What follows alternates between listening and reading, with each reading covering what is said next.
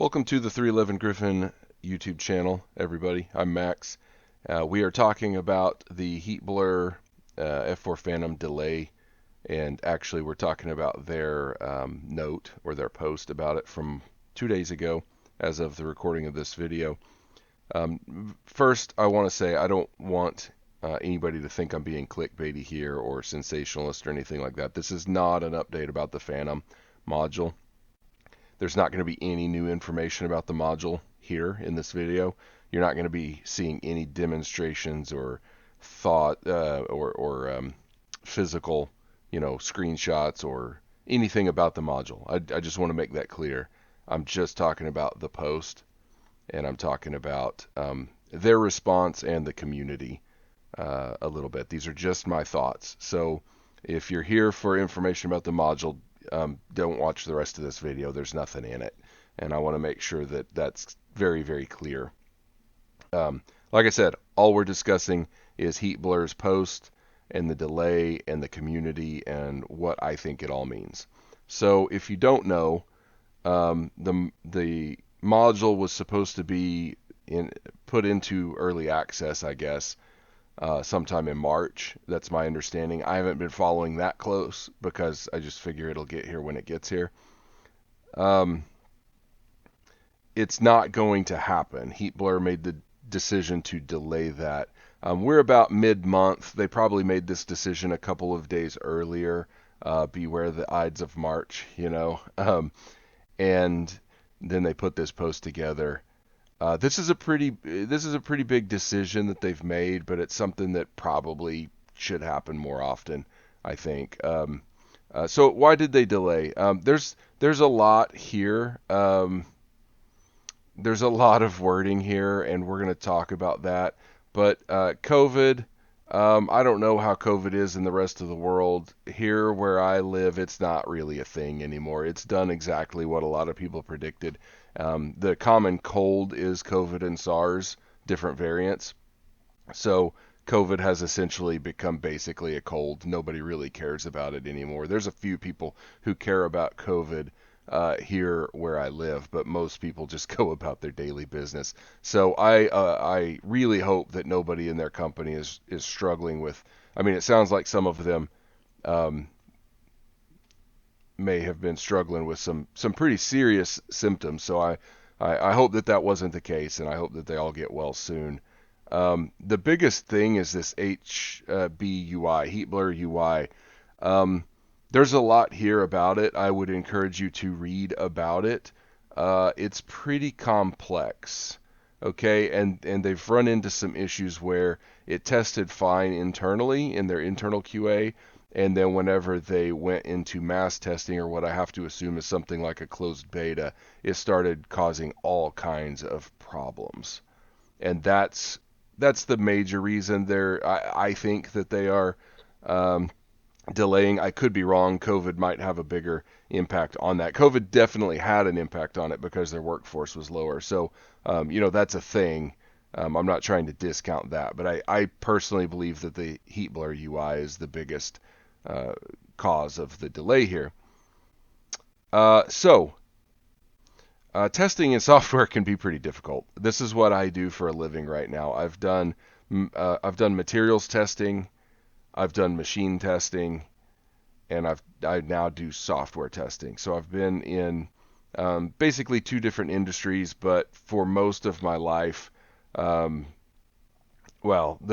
last 15 plus years easily, I've been pretty much doing nothing but testing with a little bit of a lot of technical support and customer support mixed in. It's all kind of one big bag for me. It can be difficult, especially with software, with machines and things like, cars and guns and like mechanical things. We typically don't get the kind of advance notice about new features and some new thing that they're building until it's almost ready to ship. There are cases where they have to delay shipping because something happened in the process, and that is a thing that happens with physical products. And physical products can also do recalls that are a little bit more difficult to do in software, and they don't I mean, in software, you kind of get the code and then you've got the code. There's ways you can roll things back, but it's harder to do a recall, which is why you patch software, you don't recall it. You recall cars, you don't patch them. Although we're getting more into the realm of a universe where you have to patch cars, um, which is scary. It's very scary to me. I'm old time. So now my software company, it's a completely different kind of software, and it's not mine. I just work there. But I do QA, internal QA for the software, and it is crazy how frequently we do heavy internal testing on our software, and it works fine, and then we kick it out the door, and in prod, it breaks. Or there's some giant thing that we didn't catch because there's so much to test and we don't have the resources to test it the way we want every single time. So we just miss stuff sometimes, and it's just frustrating and also kind of funny how frequently software goes out the door and it really wasn't ready. So I'm surprised this kind of stuff doesn't happen more often. It's you know code is complex. The various hardware pieces that you're going to be working with are they're widely varied. Everybody's computer is a little bit different. This is also a lot different than coding for something like an Xbox. If you're building a game specifically for Xbox, now this is getting more complicated too, but the Xbox originally, at least, was built to play games, and so you didn't have a customer's Xbox like trying to do a bunch of task switching to have a video playing, be running some background processes for computing and connecting to the internet in the background and playing the game, and the person's probably talking on Discord. Now Xboxes and PlayStations and stuff are getting more complex too, where they do more stuff. So that might be a thing of the past. But anyway, software is complex. What Heatblur is attempting to do is pretty complex and groundbreaking. So I just want to point out that the implications of this Heatblur UI and what they're doing are pretty huge for us as a community. This isn't a small thing, and maybe you're not interested in being able to pull up the manual while you're in the plane. I think that's pretty dang cool because it means if it works correctly and well, you don't have to have your manual printed out. You can still print your manual out and reference it, but you don't necessarily have to look away from your screen and start flipping pages.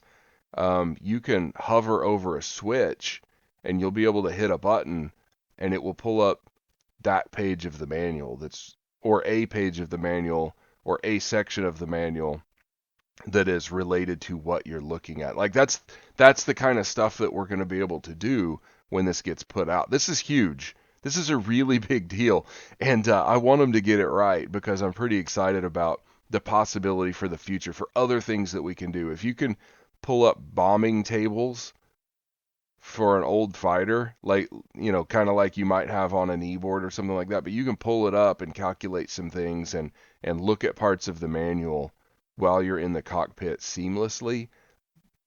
There are other things that we're going to be able to do here. There are going to be people coming up with some fantastic ideas of stuff that you can do using this functionality, this Heatblur UI. So it's a big deal, but it's complex. So let's talk about the response. So Heatblur does a good job of explaining like what's going on and why. They even talk about why they're actually delaying because of this.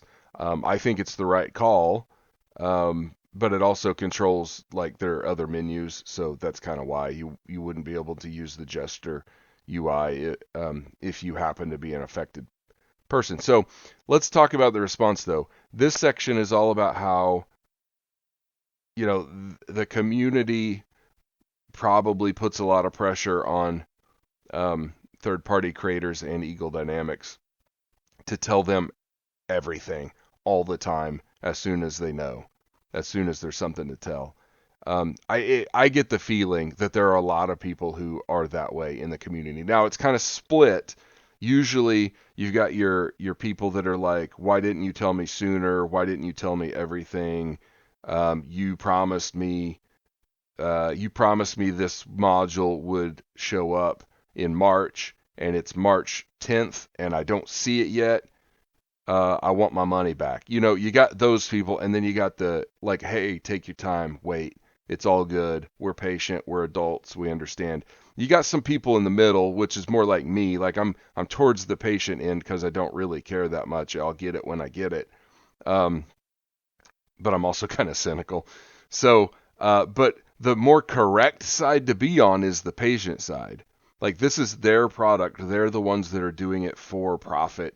They're trying to make money. They're trying to balance, our fickle emotions about it and the demanding nature of a lot of these customers, while also just producing a good product. The more they have to write this kind of stuff, the less resources they have to actually make the modules. So anyway, um, I don't think they should have told us sooner. I don't think they should have told us more. Like they can tell us whatever they want. Now, I don't think that they needed to tell us all of this stuff. I think it's appreciated. It's certainly not something they've done wrong. They've done a good thing here by posting all of this information. Um, what I'm saying is, I think that there's a problem in the community where they feel it's necessary to apologize for stretching it so thin. I'm telling you, they're a business and they're trying to do the best job they can. Businesses make mistakes, but it's okay. So they've got a lot going on. They've got a lot on their plate. You really should have told us sooner. We agree and we apologize for stretching it so thin. I don't think they did anything wrong here. And Heatblur, if anybody from your team is watching, I don't think you did anything wrong here. So this explains kind of what they normally do and all that. And then what are we doing to make this right? I think they've already done everything they need to do to make it right. They pushed the release back. They are trying to make sure they get the code right, and they've kind of told us what's going on. I don't think there's anything else they need to do. However, if you wish, let's see, if you decide to take a refund for your purchase, they're basically saying this is worded a little funny. I don't know if it's I don't know why, but for me, for my hillbilly brain, it seems worded funny. If you decide to take a refund for your purchase, so you can get a refund if you want. I would encourage you not to. Um, they will extend the pre-order discount for 2 weeks past release day in case you want to repurchase later. So I think that this pre-order discount might just be for people who take a refund now. That may not extend to people who haven't pre-ordered. I don't know. Um, and then they're going to be more broadly tested before we open pre-orders, which is probably a good call. That's probably a good call. But this is something software companies have to do all the time. They have to kind of consider what they're doing and how complicated it is. We do this at my work, and we try to have more people test, or people test that we think will be more affected by something if we think something's going to be a bigger deal. Okay, so yeah, and mostly I just want to say, like, I think it's a shame that Heatblur feels like they need to do more of this kind of stuff or go like above and beyond. The DCS community is fragile sometimes. And these comments are all really good. Like you can leave a comment here. I've seen some really good comments here, but anyway, like we're kind of fragile. We're elitist. We need our hands held sometimes. Not all of us, and that's really the crux of the point of this video.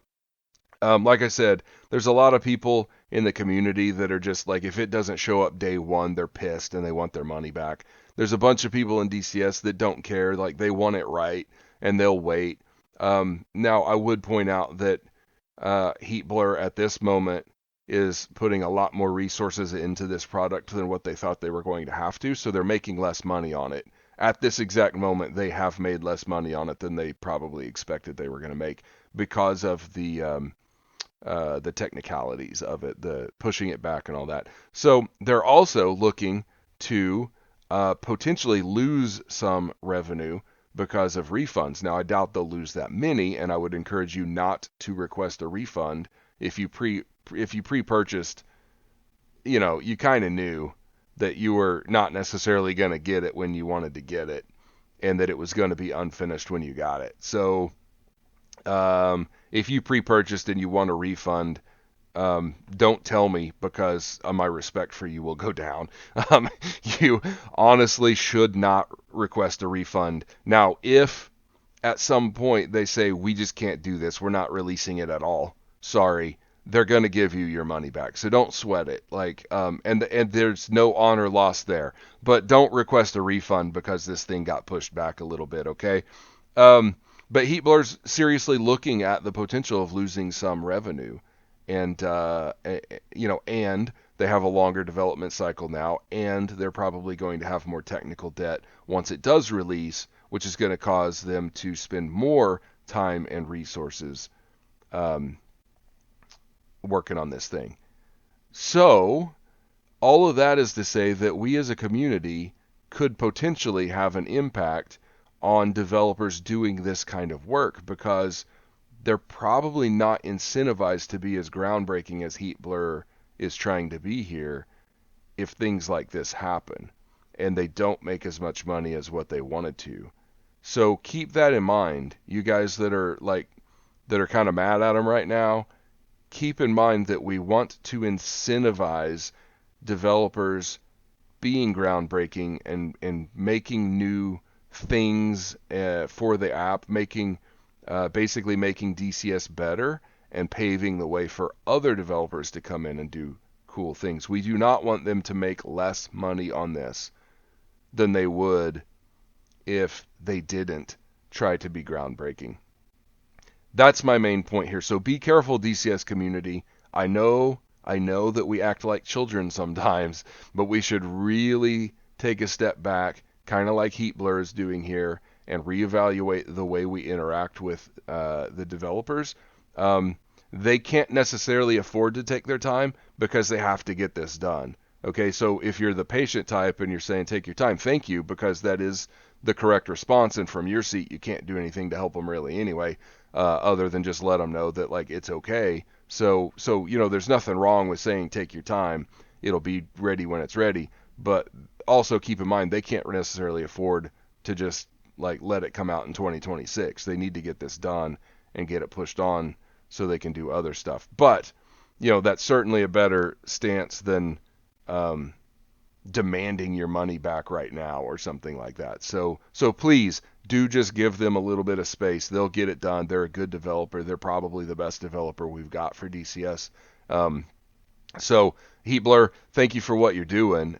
Keep up the good work. Like it's all good. It is all good. So that's it. That's all I wanted to say. I hope that all of that made sense. And if anybody has any other thoughts, let me know. And we can chat about it. So happy flying. Take care. We'll see you guys.